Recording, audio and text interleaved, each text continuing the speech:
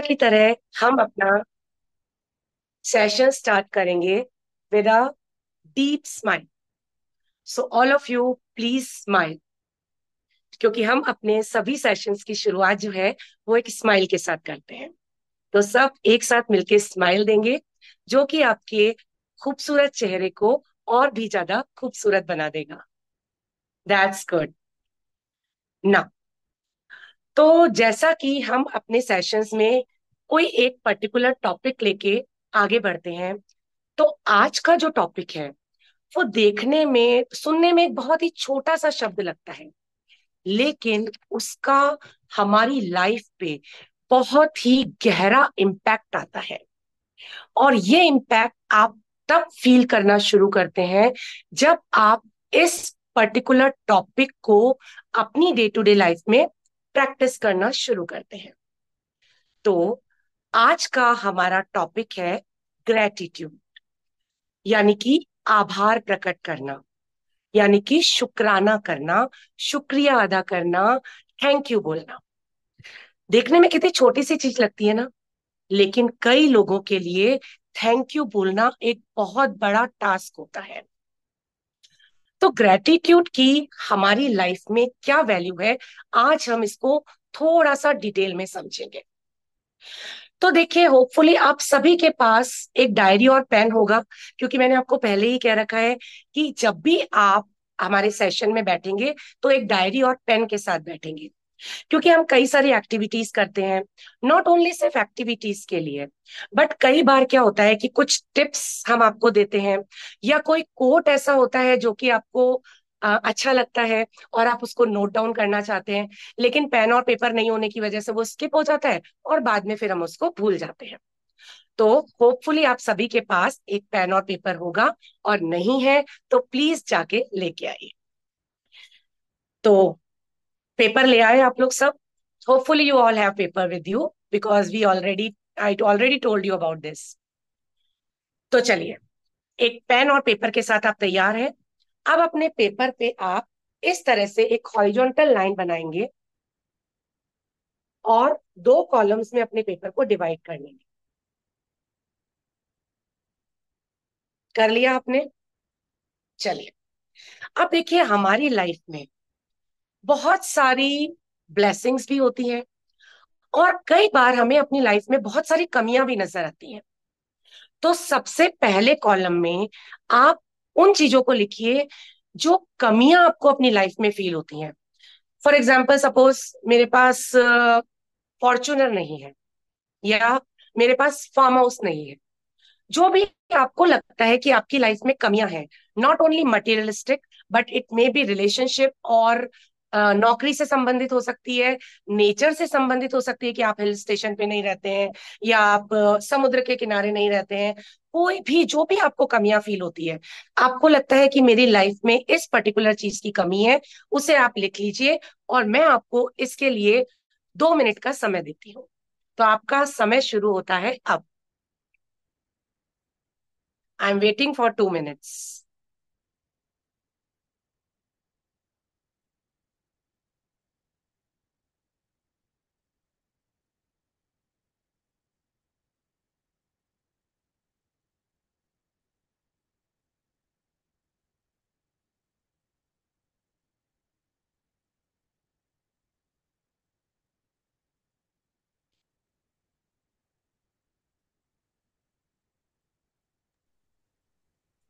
Deepa, just to tell you, we can hear you well, we can see you well.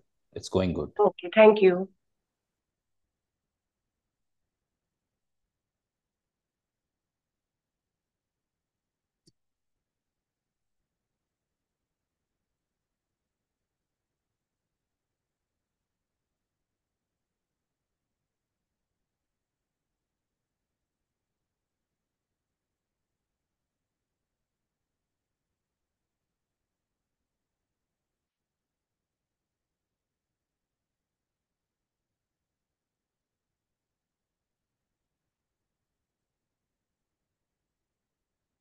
1 minute is over. Second minute start.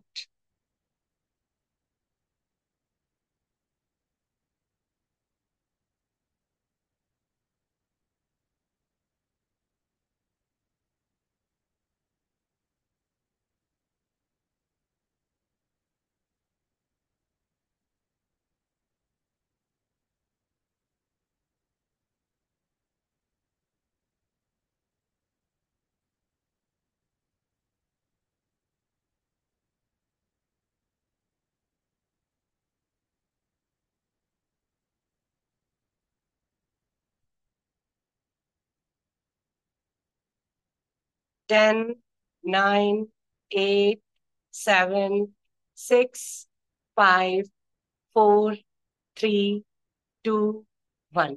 Just stop writing now.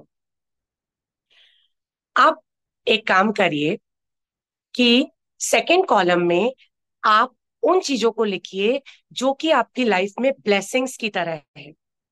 For example, आपके parents, आपके बच्चे, आपके siblings, आपके दोस्त, आपका घर, आपकी एक आलीशान सी गाड़ी, और कुछ भी हो सकता है. तो उनको आप लिखिए. अगेन मैं आपको 2 मिनट का टाइम दे रही हूँ. ब्लेसिंग्स, सूर्य की रोशनी, nature, everything is blessing for you. So you can feel free to write anything which you count in your blessing. And your time starts now.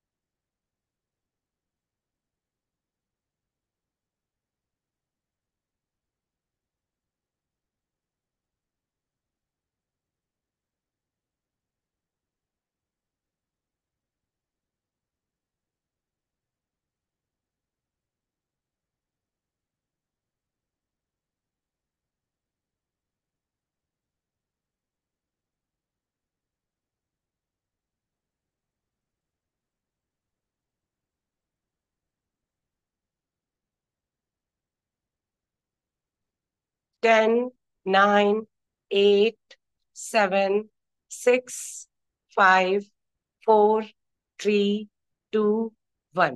Just stop writing now. तो आप अपनी दोनों list को एक बार गौर से देखिए और कंपेयर करके मुझे बताइए कि आपकी कौन सी लिस्ट जो है वो लंबी है, किसमें ज्यादा चीजें आ रही हैं, आपकी कमियों में या ब्लेसिंग्स. कौन सी लिस्ट लंबी है? एक बार मुझे जल्दी से चैट बॉक्स में लिख के बताइए.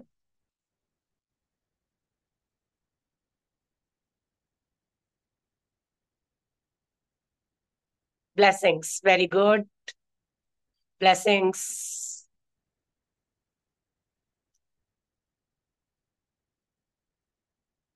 ब्लेसिंग्स. तो होपफुली आप सभी की ब्लेसिंग्स की लिस्ट ही लंबी होगी. और सच भी यही है कि we all are blessed with so many things कि वी कांट इवन इमेजिन.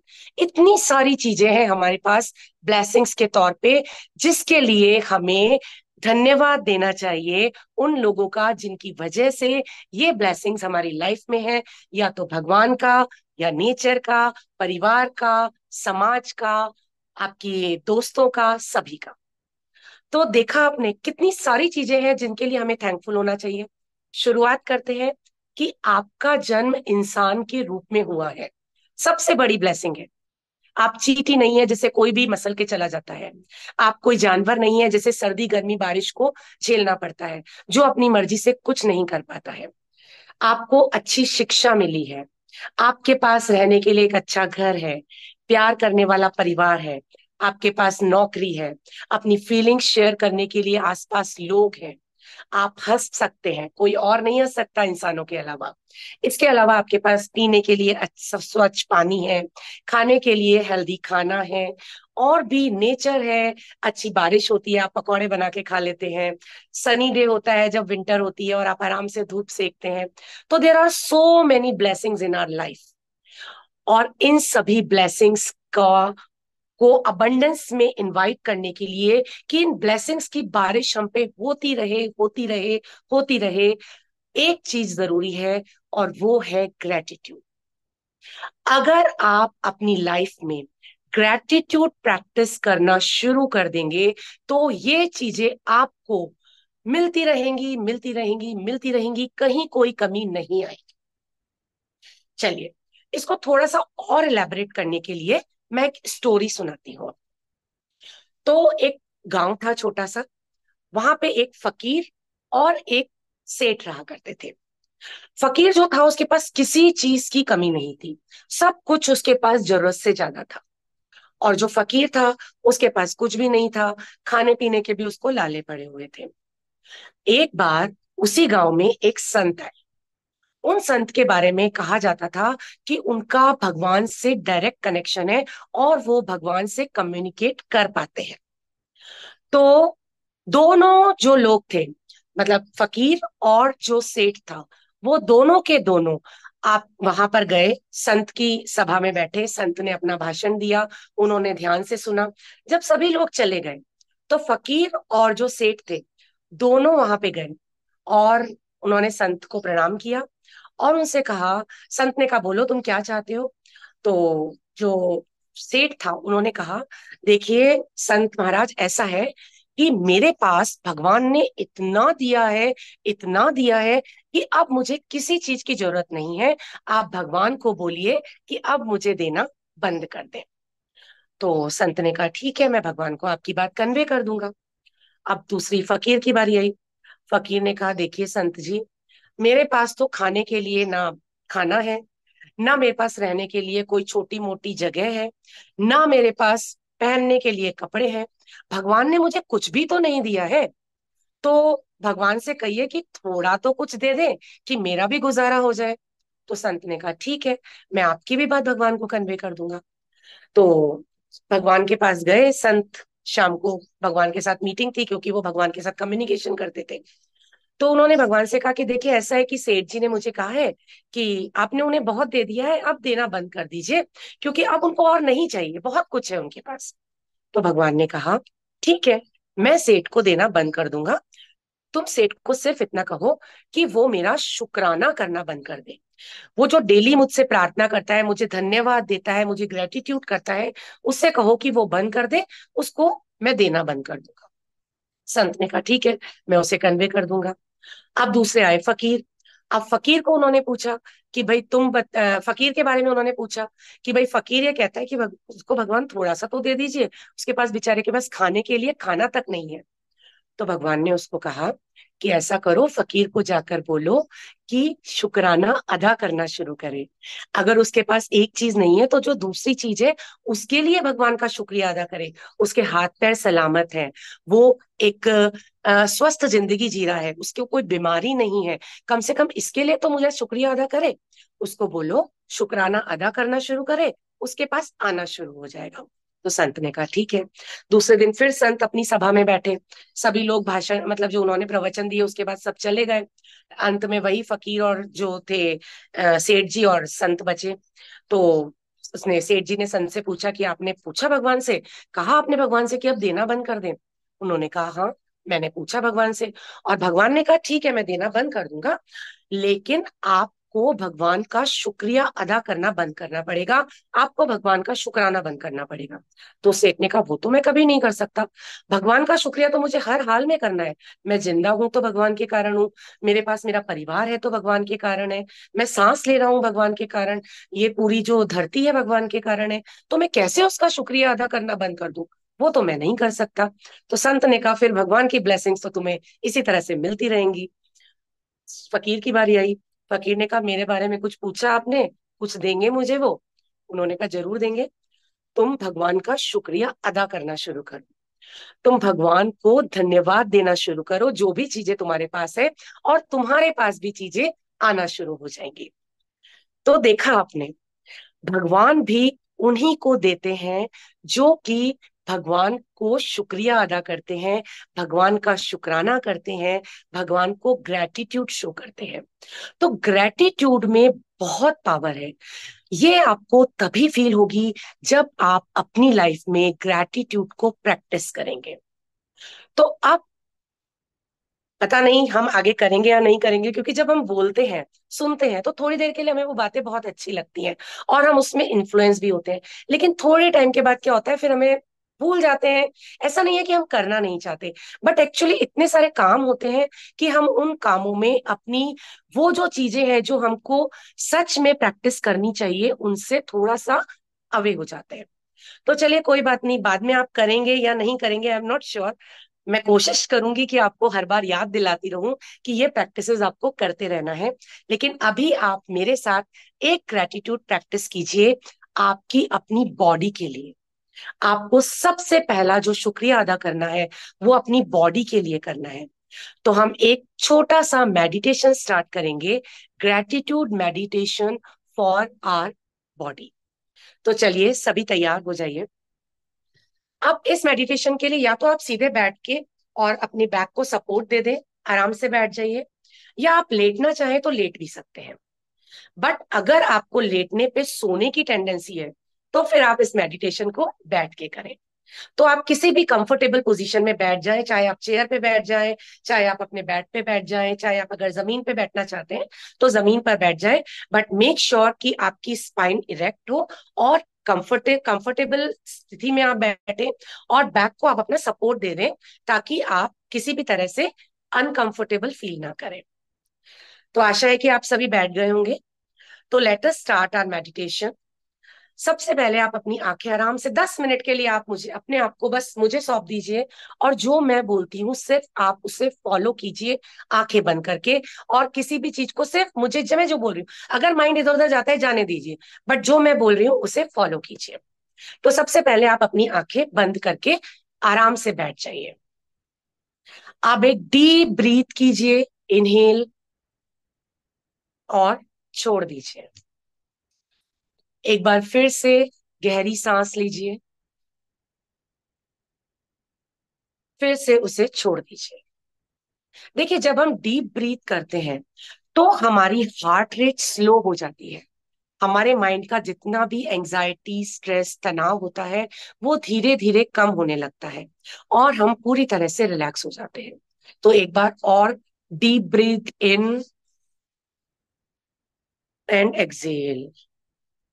चलिए, सबसे पहले अपना ध्यान अपने टॉप ऑफ द हेड पे, यानी कि आज्ञा सहस्त्रार चक्र पे, जिसको कि क्राउन भी कहते हैं, क्राउन चक्रा भी कहते हैं, वहां पर लेके आइए। ये आपकी पूरी बॉडी को रेगुलेट करता है।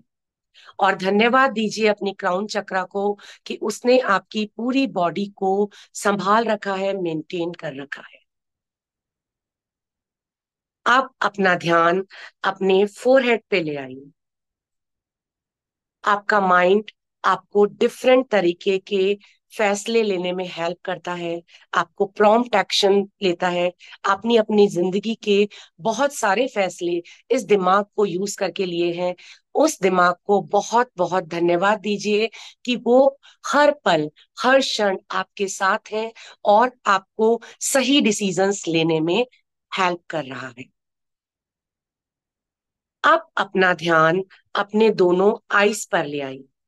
अपनी आईज को धन्यवाद दीजिए कि वो आपको विजन का पूरा प्रॉपर ज्ञान देती है, अपने आसपास की चीजों से अवेयर कराती है, अच्छा देखने में हेल्प करती है, और आपको, आप उन्हीं आंखों से इस खूबसूरत संसार को देख पाते हैं।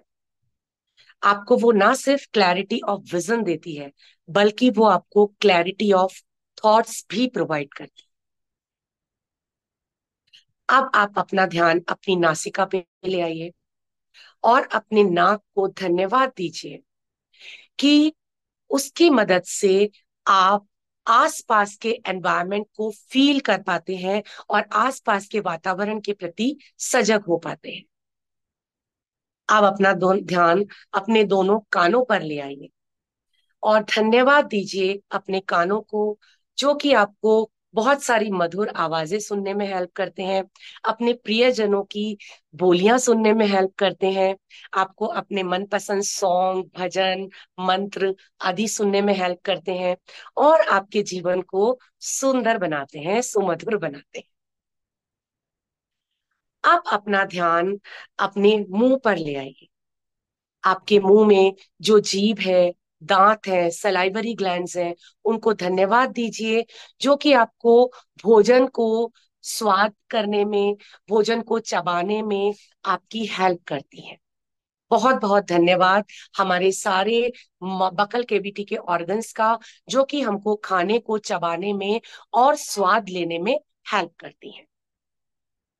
अब अपने थ्रोट पे आ जाइए और अपने गले को धन्यवाद दीजिए, जिसकी वजह से हम कम्युनिकेट कर पाते हैं। मैं आपको बोल पा रही हूँ, आप अपनी बातें दूसरों के सामने रख पाते हैं। नॉट ओनली आप अपनी बातें रख पाते हैं, बट कुछ बातों को वो आपको बोलने से रोक भी देता है, जो कि शायद किसी को हर्ट करती है। तो धन्यवाद दीजिए अपने गले को, अपने थ्रोट को, कि वो उन्हीं बातों को बोलता है जो कि अच्छी होती है, ठीक होती है और अप्रोप्रिएट होती है।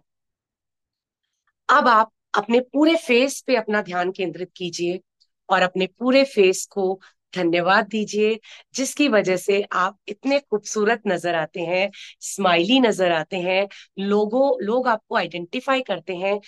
उस फेस को धन्यवाद दीजिए जो कि इस संसार में आपकी आइडेंटिटी है। अब अपना ध्यान अपनी गर्दन पे ले आइए। ये गर्दन आपको आगे पीछे, ऊपर नीचे, दाएं बाएं देखने में हेल्प करती है। आपको किसी भी जगह कोई भी मूवमेंट हो रहा है, इजीली आप अपने आप को वहां पे डायरेक्ट कर लेते हैं। आपके पूरे सिर का बोझ ये गर्दन उठाए रखती है। इसके लिए अपनी गर्दन को धन्यवाद दीजिए। अब अपने कंधों पर आ जाइए। ये कंधे ना सिर्फ आपके सिर और माइंड का बोझ उठाते हैं, आपके चेहरे का बोझ उठाते हैं, बल्कि आपके जीवन का बोझ उठाने में भी आपकी बहुत हेल्प करते हैं। तो बहुत बहुत धन्यवाद दीजिए अपने कंधों को। आप अपने बाजुओं को धन्यवाद दीजिए, अपने हाथों को धन्यवाद दीजिए, जिसकी मदद से आप अपनी दिनचर्या के बहुत सारे काम करते हैं और जिनकी मदद से आप अपने डे टू डे लाइफ को इजी बनाते हैं।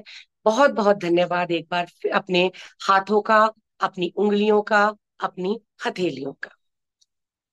आप अपने पूरे धड़ को धन्यवाद दीजिए, रिब केज को धन्यवाद दीजिए, जिसकी वजह से आप अपने शरीर को इरेक्ट रख पाते हैं, सीधे बैठ पाते हैं, सीधे खड़े हो पाते हैं, चल पाते हैं।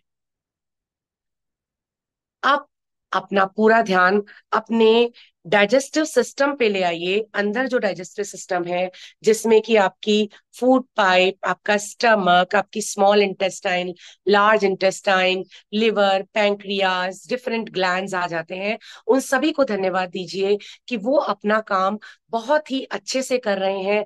इसीलिए आप अपने फूड को डाइजेस्ट कर पा रहे हैं, उसको अपने अंदर एब्जॉर्ब कर पा रहे हैं और आपको वो फूड एनर्जी प्रोवाइड कर रहा है for your day to day work. तो बहुत बहुत धन्यवाद हमारे सभी इंटरनल ऑर्गन का, हमारे डाइजेस्टिव सिस्टम का। अब आप आ जाइए अपने हार्ट पे, जो कि आपके पूरे शरीर की जान है, जिससे आपको फीलिंग्स आती हैं। किसी के लिए प्यार आता है, किसी के लिए दया आती है, किसी के लिए ममता आती है।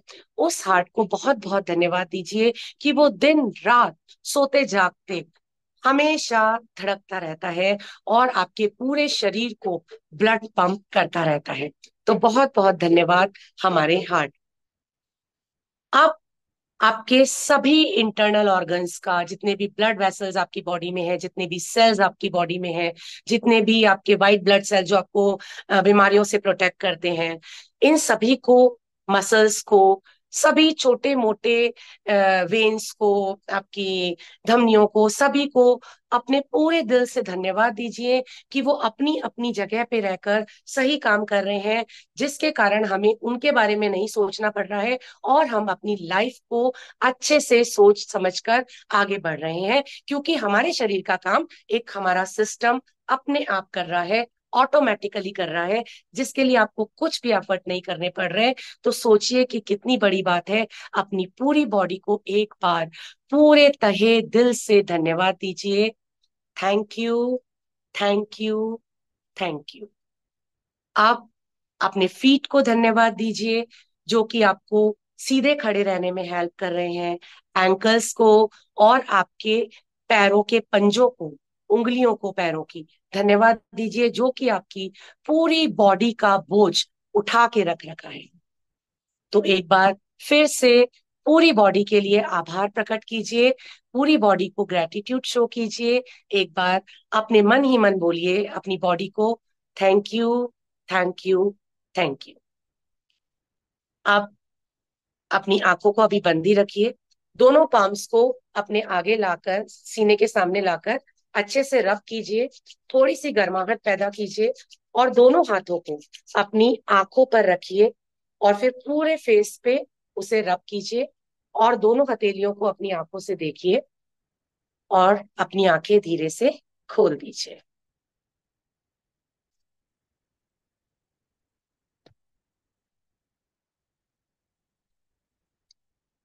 तो कैसा फील हो रहा है आपको? कुछ ग्रेटिट्यूड आया बॉडी के लिए कि क्या क्या आपकी बॉडी आपके लिए कर रही है? बहुत कुछ कर रही है, जिसके बारे में शायद हमने अभी तक सोचा ही नहीं था। इनको हमने अपनी ब्लेसिंग्स में काउंट किया ही नहीं था। ये सब ब्लेसिंग्स ही तो है। सभी के सारे ऑर्गन्स काम नहीं करते। आप जाके देखिए उन लोगों का जो वेंटिलेटर पे है, जो लोग आईसीयू में एडमिट हैं, जिनको की आर्टिफिशियल ऑर्गन्स की सहायता से हेल्प हेल्प मिल रही है, तो वो जिंदा है। तो हम सभी को इन चीजों के लिए ग्रेटिट्यूड शो करना पड़ता है, करना चाहिए, जो कि हमें मुफ्त में मिली हुई है और हमें एहसास भी नहीं है कि कितनी अच्छी बॉडी भगवान ने हमें दे रखी है। तो आज से डेली अपनी बॉडी को ग्रेटिट्यूड शो करेंगे, ये वादा कीजिए मुझसे। तो चलिए अब आगे चलते हैं। देखिए, खुद के प्रति जब हम आभार प्रकट करते हैं तो हम अपनी शक्ति को पहचानते हैं और वो आपको आत्म विकास की तरफ लेके जाता है। तो अपने खुद के लिए, अपने खुद की बॉडी के प्रति ग्रेटिट्यूड करना, यानी कि आपकी ग्रोथ का सबसे पहला कदम है। और जब आप इस चीज को समझना शुरू कर देते हैं, तब आप सभी के लिए ग्रेटिट्यूड फील करना शुरू कर देंगे। तो आज से कम दिन में 4 टाइम ग्रेटिट्यूड प्रैक्टिस कीजिए, जिसके लिए भी आप ग्रेटिट्यूड फील करते हैं। देखिए, बॉडी के लिए मैंने आपको बता ही दिया, ठीक है। इसके अलावा भी so many things are there जिनके लिए आप अपने आप ग्रेटिट्यूड शो करेंगे। एक तो सुबह उठते ही आप जिंदा उठ गए हैं, आपने मॉर्निंग देख ली है, आपने अच्छी तरह से सनराइज देखा है, आपके सभी परिवार वाले स्वस्थ हैं, सुखी हैं, आराम से सो रहे हैं या उठ गए हैं। धन्यवाद दीजिए भगवान को इस चीज के लिए। जब आप खाना खाते हैं, खाना खाने से पहले एक बार धन्यवाद दीजिए, ग्रेटिट्यूड शो कीजिए कि आपकी प्लेट में खाना आया है। चाहे किसी भी तरह का आया है, किसी दिन खिचड़ी भी मिल सकती है और किसी दिन खीर पूड़ी भी मिल सकती है, लेकिन दोनों को ही धन्यवाद के साथ में हमें ग्रहण करना है। तीसरा, जब आप रात का खाना खाते हैं उससे पहले, और चौथा सोने से पहले, कि आज का दिन हमारा अच्छा बीता। जो भी कुछ थोड़ी बहुत प्रॉब्लम्स आई, उन्होंने हमको कुछ सिखाया, और बाकी जो अच्छी चीजें हुई है उनके लिए तो धन्यवाद देना ही है। और प्रॉब्लम्स के लिए भी धन्यवाद दीजिए, क्योंकि वही प्रॉब्लम्स जो है हमें लाइफ में आगे बढ़ने के लिए मोटिवेट करती है और वही हमें लाइफ में मेच्योर बनाती है, और उन्हीं की वजह से हम लाइफ में आगे बढ़ते हैं। हमारे अंदर अनुभवों का कलेक्शन होता रहता है, जो कि आपको पता है ना कि हमेशा एक्सपीरियंस व्यक्ति को लोग ज्यादा प्रेफर करते हैं। क्यों? क्योंकि उन्होंने गलतियों से सीखा होता है। तो हर चीज के लिए ग्रेटिट्यूड शो करना है। भले ही हमारी लाइफ में कुछ गलत हो रहा है, भले ही सही हो रहा है, गलत हो रहा है तो वो भी सही हो जाएगा अगर आप ग्रेटिट्यूड शो करेंगे। तो चलिए, अब बहुत देर हो गई है बैठे बैठे, है ना? तो हमें इतनी देर बैठना नहीं चाहिए। तो अगर आप खड़े हो सकते हैं तो खड़े हो जाइए, अदरवाइज एक ही जगह बैठे बैठे अपनी बॉडी को थोड़ा सा मूव करेंगे। तो खड़े हो सकते हैं तो खड़े होके मूव करिए, बैठे हैं तो बैठे रहकर मूव करिए। थोड़ा सा स्ट्रेच करेंगे बॉडी को, ऊपर, दाएं, बाएं, आगे, थोड़ा सा पीछे, थोड़ी सी गर्दन को हिला लीजिए। और ये काम तो आप हर बार, चाहे कोई भी काम कर रहे हो, हर 10-15 मिनट में अपनी बॉडी को थोड़ा सा मूवमेंट देते रहिए पैरों को, हाथों को, ताकि वो जाम ना हो, क्योंकि काम तो वो लगातार कर रहे हैं, तो थोड़ा सा उन्हें भी चेंज की जरूरत होती है। तो चलिए, अब फिजिकल मूवमेंट हो गया, थोड़ा सा माइंड का टेस्टिंग करते हैं कि कितना हमारा माइंड चलता है। एक छोटी सी पजल दे रही हूँ, सिंपल पजल है। हम सभी के बहुत सारे रिश्ते होते हैं, और हम सभी रिश्तों को बहुत अच्छी तरह से समझते हैं। ये हमारी बुआ है, ये हमारी नानी है, ये नानी की मम्मी है, ये पर नानी है, ये ननद है, ये भाभी है, ये देवर है, ये जेठ है। तो इन्हीं रिश्तों से रिलेटेड एक छोटी सी पजल है, तो सॉल्व करने की कोशिश कीजिए। और अगर सॉल्व कर लेते हैं तो चैट बॉक्स में आंसर लिखिएगा। तो सुनिए पजल। एक लड़का और एक लड़की, आप आदमी औरत भी समझ सकते हैं, लेकिन मैं लड़का और लड़की बोले। एक लड़का और एक लड़की मोटरसाइकिल पे जा रहे थे घूमने। बीच में पुलिस वाले ने उसे रोक लिया, दोनों को रोक लिया। अब पुलिस वालों ने उनसे पूछा कि आप दोनों का रिश्ता क्या है, कहाँ घूम रहे हैं आप शाम के वक्त। तो जो लड़का था, उसने पुलिस वाले को जवाब दिया कि इसका ससुर, यानी कि उस लड़की का ससुर, मेरे ससुर का बाप है। वापस रिपीट कर रही हूं। लड़के ने कहा कि इसका ससुर, जो लड़की है उसका ससुर, मेरे ससुर का बाप है। तो अब आपको ये बताना है कि उन दोनों लड़के और लड़की में क्या रिश्ता है। देखते हैं आपके दिमाग के घोड़े कितनी तेज दौड़ते हैं। और जो सबसे पहले बताएगा चैट बॉक्स में आंसर टाइप करिए। और अगर रिपीटेशन की जरूरत है तो मैं रिपीट कर दूंगी, बताइएगा मुझे अगर रिपीटेशन की जरूरत है।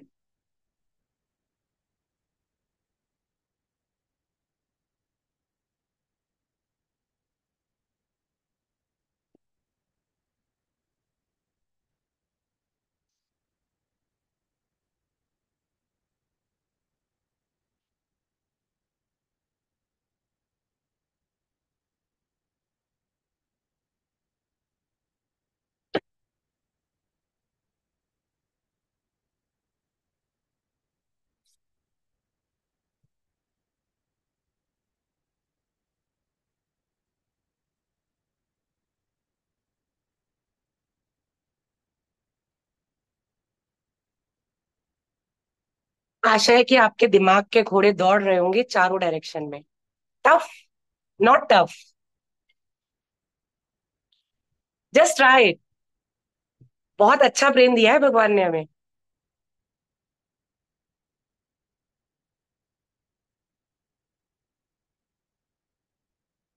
Okay, I am repeating it. लड़के ने कहा कि इसका ससुर मेरे ससुर का बाप है। लड़की का ससुर लड़के के ससुर का बाप है। इसका ससुर मेरे ससुर का बाप है।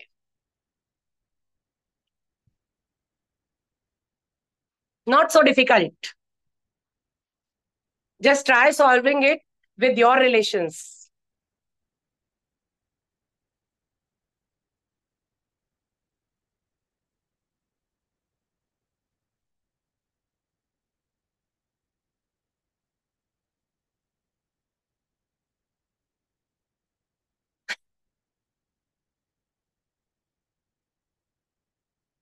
आई एम अगेन रिपीटिंग, इसका ससुर मेरे ससुर का बाप है, लड़के ने कहा।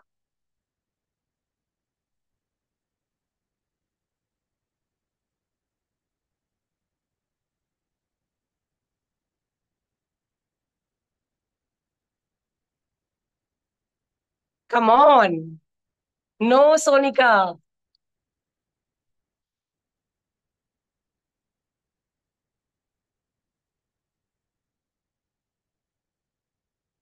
Should I tell you? Okay, you think about it. हम आगे अपना सेशन करते हैं, by the end of the session we will discuss about it. तब तक सोचते रहिए आप। चलिए, तो सेशन को आगे बढ़ाते हैं। तो कई बार क्या होता है, ब्रेन ऐसे ही क्लॉग हो जाता है, चलता नहीं है। मतलब कि थिंकिंग एबिलिटी थोड़ी सी कम हो जाती है, लेथार्जिक फील होने लगता है। तो इसका रीजन पता है, कभी कभी क्या होता है, आपके ब्लड में, आपके शरीर में ब्लड की कमी हो जाती है, ब्रेन को पूरी तरह से ब्लड नहीं मिल पाता। तभी तो कई बार जब हमें सिर दर्द होता है तो हम चंपी करते हैं, ताकि ब्लड सर्कुलेशन ठीक हो और हमें आराम आ जाए। लेकिन कभी कभी क्या होता है कि ये ब्लड ब्रेन में इसलिए नहीं पहुंच पाता क्योंकि हमारे शरीर में ब्लड कम होता है। तो हम अपने नेक्स्ट सेगमेंट पे आ गए हैं, हेल्थ कॉर्नर जो हमारा है आज का। उसमें हम एक बहुत ही कॉमन डिजीज, डेफिशिएंसी डिजीज के बारे में बात कर रहे हैं, और वो डिजीज है एनीमिया। आप सभी ने एनीमिया के बारे में सुना होगा। तो आज हम बात करेंगे कि एनीमिया क्या होता है, क्या रीजन है एनीमिया होने के, और इस एनीमिया को किस तरह से प्रिवेंट किया जा सकता है। तो इन सिंपल लैंग्वेज अगर मैं आपको बताऊं कि व्हाट इज एनीमिया, तो साधारण शब्दों में खून की कमी को हम एनीमिया कहते हैं, कि हमारे शरीर में खून की कमी है। अब थोड़ा अगर इसको हम ब्रॉड वे में ले जानने की कोशिश करें, तो आप सभी को पता है कि हमारे शरीर में जो लिक्विड फ्लो करता है उसे ब्लड कहते हैं। ब्लड में तीन तरह की सेल्स होती हैं, red blood cells, white blood cells और प्लेटलेट्स। व्हाइट ब्लड सेल्स जो होती हैं वो, और प्लेटलेट्स, इनके काम जो होते हैं वो हमारी बॉडी के एक तो एंटीजेंस, मतलब हमारे शरीर की रोग प्रतिरोधात्मक शक्ति को बढ़ाती हैं। प्लेटलेट्स हमारे ब्लड की क्लॉटिंग में हेल्प करते हैं। और जो आरबीसीज हैं, जो हमारी अभी मेन हमारा मुद्दा है, वो आरबीसीज यानी कि रेड ब्लड सेल्स का है। तो रेड ब्लड सेल्स जो है वो हमारे ब्लड को रेड कलर प्रोवाइड करती है। अब ये रेड कलर क्यों होता है? क्योंकि आरबीसीज में एक पिगमेंट होता है जिसका नाम होता है हीमोग्लोबिन। और हीमोग्लोबिन का अगर केमिकल कंपोजिशन हम देखें, तो उसमें एक एलिमेंट होता है आयरन। मेन कंपोनेंट हीमोग्लोबिन का जो होता है वो आयरन होता है। तो हम ये कह सकते हैं कि आरबीसीज में जो हीमोग्लोबिन है वो आयरन से बना होता है। अब ब्लड में अगर आयरन की कमी होगी तो आरबीसीज कम बनेंगी, और आरबीसीज कम बनेंगी तो हमारे शरीर में ब्लड यानी कि आरबीसीज का अमाउंट जो है वो कम हो जाएगा। अब इस आरबीसीज का हीमोग्लोबिन का काम होता क्या है? तो हीमोग्लोबिन का क्या काम होता है, ये जब हमारा ब्लड फ्लो होता हुआ लंग्स में जाता है, तो लंग्स में ये जो हीमोग्लोबिन है, ब्लड में प्रेजेंट जो हीमोग्लोबिन है, ये ऑक्सीजन को एब्जॉर्ब कर लेता है और कार्बन डाइऑक्साइड को लंग्स को दे देता है, जिसको लंग्स एक्सेल कर देता है, और ऑक्सीजन को हीमोग्लोबिन ब्लड के अंदर ले लेता है। फिर ये ब्लड फ्लो होके पूरी बॉडी को, वेरी गुड, वेलनेस चौपाल, सास दामाद, वेरी नाइस। सो नाउ ये जो आपका ब्लड है वो पूरी बॉडी में पहुंचाता है उस ऑक्सीजन को, हर एक सेल तक, छोटी से छोटी सेल्स तक ये ब्लड पहुंचता है, और उस ब्लड को सेल में जाके वो वहां पे ऑक्सीजन रिलीज कर देता है, और ये ऑक्सीजन उस सेल की डिफरेंट मेटाबॉलिक एक्टिविटीज में हेल्प करती है। अब किसी भी रीजन से अगर ब्लड कम हो जाता है तो ऑक्सीजन हर सेल तक नहीं पहुंच पाता है, जिसके कारण हमारी बॉडी जो है वो अच्छे से वर्क नहीं कर पाती है, और हमें सुस्ती फील होती है, लिथार्जिक हम फील करते हैं, और हमें डिजीनेस फील होती है। इसी को हम एनीमिया कहते हैं। अब एनीमिया जो है, इसको क्या क्या लक्षण है? तो ये तो है एनीमिया के, जिसमें हमारी आरबीसी जो है वो कम हो जाती है, यानी कि कुल मिला के आयरन की कमी हो जाती है। अब कितना आयरन हमारी बॉडी में होना चाहिए? तो डब्ल्यूएचओ के अकॉर्डिंग, वर्ल्ड हेल्थ ऑर्गेनाइजेशन के अकॉर्डिंग, एक स्वस्थ मेल का हीमोग्लोबिन लेवल 13 ग्राम पर डेसी लीटर होना चाहिए, कम से कम। अगर इससे कम है तो वो एनीमिया का शिकार माना जाता है। और इन अ हेल्दी फीमेल इसका जो मेजरमेंट है वो 12 ग्राम पर डीएल होना चाहिए। अगर मेल्स में ये 13 से कम है और फीमेल्स में ये 12 से कम है, तो उनको हम एनीमिक मान सकते हैं और उन्हें एनीमिया माना जा सकता है। अब एनीमिया के क्या क्या कारण होते हैं? अब देखिए, एनीमिया के तीन तरह के कारण हो सकते हैं। एक तो आरबीसीज, आरबीसीज का जो लाइफ स्पैन होता है वो अराउंड 120 डेज होता है। अब पहला कारण हो सकता है कि आपकी आरबीसीज बन ही नहीं रही है, तो वो एक डिजीज है जो कि आपकी बॉडी की इंटरनल डिजीज है, उसमें आयरन कोई रोल प्ले नहीं कर रहा है, क्योंकि आपकी बॉडी अंदर से आरबीसीज नहीं बना पा रही है। दूसरा हो सकता है कि आपकी आरबीसीज बन रही है, लेकिन वो 120 डेज तक अपना लाइफ स्पैन पूरा नहीं कर पा रही है, उससे पहले ही वो डिस्ट्रॉय हुए जा रही है। तो इसका भी रीजन है कि कुछ डिजीज हो सकते हैं, जैसे सिकल सेल एनीमिया है, या कोई और डिजीज हो सकती है। तीसरा रीजन हो सकता है कि आपकी डाइट में आयरन की कमी है, या आपका आयरन एब्जॉर्ब नहीं हो रहा है बॉडी में। तो बाकी सब चीजों के लिए तो हम कुछ नहीं कर सकते, क्योंकि वो तो आपको मेडिकली भी ट्रीट करवाना पड़ेगा। आरबीसीज नहीं बन रही है या एब्जॉर्प्शन आयरन का नहीं हो रहा है। लेकिन अगर वो आयरन की कमी के कारण ऐसा हो रहा है, जो कि मोस्ट ऑफ द टाइम होता है, तो उसके लिए हम क्या क्या कर सकते हैं, लेट अस सी। तो हम अपनी डाइट को कंट्रोल कर सकते हैं। तो डाइट में ऐसा क्या लें जो कि आयरन रिच है? देखिए, नॉन वेजिटेरियंस के लिए बहुत सारे ऑप्शंस अवेलेबल हैं, क्योंकि जितना भी आपका मीट है, एग्स है, ये बहुत अच्छा सोर्स है फॉर आयरन। बट वेजिटेरियंस के लिए भी आयरन के सोर्सेस की कमी नहीं है। फॉर एग्जाम्पल, टोफू है, पालक है, जितने भी लेग्यूम्स है, मटर है, सोयाबीन है, अनार, सेब, चुकंदर, ये सभी आपको प्रचुर मात्रा में आयरन प्रोवाइड कर देते हैं। तो अपनी डाइट में इनको अच्छे से कंज्यूम करें। अब अगर बॉडी में आयरन एब्जॉर्ब नहीं हो रहा है, तो इसका कारण कुछ, कई बार क्या होता है कि जब एंटासिड्स लेते हैं उसकी वजह से भी आयरन का एब्जॉर्प्शन जो होता है वो कम हो जाता है। तो इसके लिए फिर आपको मेडिकल ट्रीटमेंट की जरूरत होती है। अब आते हैं कि एनीमिया के लक्षण कैसे हैं, क्योंकि हम हर वक्त तो अपना जाके हीमोग्लोबिन टेस्ट नहीं कराते। तो क्या लक्षण आपको नजर आते हैं जिससे आपको पता चल सकता है कि आप एनीमिक हैं? तो सबसे पहली बात तो कि देखिए, कई बार कुछ विशेष लक्षण नजर नहीं आते हैं। जब कुछ सीवियर रीजन, मान लीजिए 10 तक है तो आपको कोई सीवियर नहीं नजर आएगा, लेकिन जब बिलो 10 होने लगता है, 9, 8, तो आपको कुछ लक्षण नजर आने शुरू होते हैं। आपको बॉडी पेन फील होने लगता है, आपकी बॉडी पेल नजर आती है, कुछ मरीजों में कमजोरी हो जाती है, थकान हो जाती है, कुछ काम करने का मन नहीं करता है, थोड़ा सा काम करने पे सांस फूलने लगती है, सीढ़ियां चढ़ने पे सांस फूलने लगती है, आंखों के आगे अंधेरा छा जाता है, दिल की धड़कन कई बार तेज हो जाती है कि हार्ट हमारा बहुत जल्दी जल्दी बीट कर रहा है। ठीक है। और एक और कॉमन डिसऑर्डर होता है जिसको हम कहते हैं, जो कि शायद आपने शायद पहली बार सुन रहे होंगे, आप थोड़ा ध्यान से सुनिएगा, पीका डिसऑर्डर। अब ये पीका डिसऑर्डर क्या होता है? PICA, पीका डिसऑर्डर। अब ये एक ऐसा डिसऑर्डर है जिसमें जो चीजें नहीं खाने वाली है उनको खाने का मन करता है, जैसे कि मिट्टी, पेंट, कार्डबोर्ड, चौक, इनको खाने का मन करता है। तो कभी अगर आपको ऐसी चीजें खाने का अचानक से मन करने लगे जो कि अदरवाइज आप कभी नहीं खाएंगे, तो एक बार अपना आयरन चेक करवाइए, अपना हीमोग्लोबिन टेस्ट कराइए कि कहीं आपका हीमोग्लोबिन कम तो नहीं है। फिर नाखून भुरभुरे हो जाते हैं, टूटने लगते हैं जल्दी से, पेल हो जाते हैं, बदरंग से हो जाते हैं, नाखून कई बार चपटे हो जाते हैं, जो उभार होता है वो कम हो जाता है नाखूनों का, होठों के किनारे जो है वो फटने लगते हैं और रूखे हो जाते हैं होंठ। तो ये सारे कुछ एक लक्षण है जिनसे हम आइडेंटिफाई कर सकते हैं कि शायद हमारे शरीर में हीमोग्लोबिन की कमी है। बट पूरा आइडेंटिफिकेशन आपको हीमोग्लोबिन टेस्ट करवाने से ही पता चलेगा, ब्लड टेस्ट करवाने से पता चलेगा। अब आते हैं हम कि ट्रीटमेंट कैसे दिया जाए। तो माइल्ड ट्रीटमेंट में डॉक्टर आपको क्या करते हैं कि आयरन की टैबलेट्स लिख देते हैं। थोड़ा सा अगर मीडियम रेंज का आपको एनीमिया है तो वो टैबलेट्स के साथ साथ में आपको tablet diet plus injection iron के दे देते हैं। लेकिन अगर सीवियर एनीमिया होता है जिसमें आपको डे टू डे लाइफ भी काम करने में भी मुश्किल होता है, तो फिर ब्लड ट्रांसफ्यूजन ही एक इसका मात्र सॉल्यूशन बचता है, जिससे कि एकदम से आपका आयरन लेवल अपर आता है।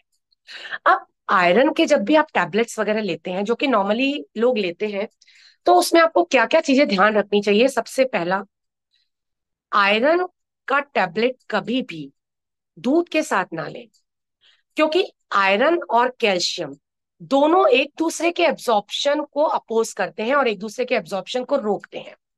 तो आयरन और कैल्शियम एक साथ ना लें, दोनों में कम से कम 4-5 घंटे का डिफरेंस रखें। स्पेशली प्रेग्नेंट लेडीज जो होती हैं, उनको आयरन और कैल्शियम दोनों लिखे जाते हैं, तो उनको ये ध्यान रखना चाहिए कि 4-5 घंटे का डिफरेंस रहे, क्योंकि दोनों एक दूसरे के उसमें हिंडर करते हैं, एब्जॉर्प्शन में हिंड्रेंस देते हैं। दूसरा, आयरन को मिल्क के साथ नहीं लेना है, क्योंकि मिल्क में वो होता है, कैल्शियम होता है। अब आयरन से कई बार आयरन के कैप्सूल से कॉन्स्टिपेशन की शिकायत हो जाती है। तो जब भी कॉन्स्टिपेशन की शिकायत हो तो आप खाने के साथ आयरन ले सकते हैं, बट अगेन, अगर आप खाने के साथ आयरन लेंगे तो उसका एब्जॉर्प्शन कम होगा। आयरन को आप कैफीन, चाय, कॉफी, कोल्ड ड्रिंक्स वगैरह के साथ भी नहीं लेंगे। आयरन को आप संतरे के जूस के साथ लीजिए या नींबू पानी के साथ लीजिए, क्योंकि विटामिन सी आयरन के एब्जॉर्प्शन में हेल्प करता है। तो ये कुछ प्रिकॉशंस है आयरन के कैप्सूल लेने के लिए, जो आपको थोड़ा सा दिमाग में रखनी चाहिए। तो एनीमिया को क्योर करना कोई बहुत मुश्किल नहीं है। फर्स्ट स्टेज में डाइट से कंट्रोल हो जाता है। अदरवाइज कैप्सूल से क्योर हो जाता है। अदरवाइज आप थोड़ा सा फिर अगर एडवांस लेवल पे है तो आपको आगे जाना पड़ेगा। कोशिश कीजिए कि हम उतने एडवांस लेवल तक इसको लेके ना जाए और अपनी डाइट से ही इसको पूरी तरह से क्योर कर ले। तो ये था हमारा एनीमिया पे थोड़ी सी नॉलेज, जितनी हमें जनरल एक उसके लिए जरूरत है। बट अगर एक्सट्रीम केसेस होते हैं तो you should always advise a good doctor for that. तो होपफुली आपको सेशन पसंद आया होगा। और वेलनेस चौपाल ने इसका सही आंसर दिया है, दैट इज सास दमाद। यही था हमारा। तो किस किसने सॉल्व किया इस पहेली को?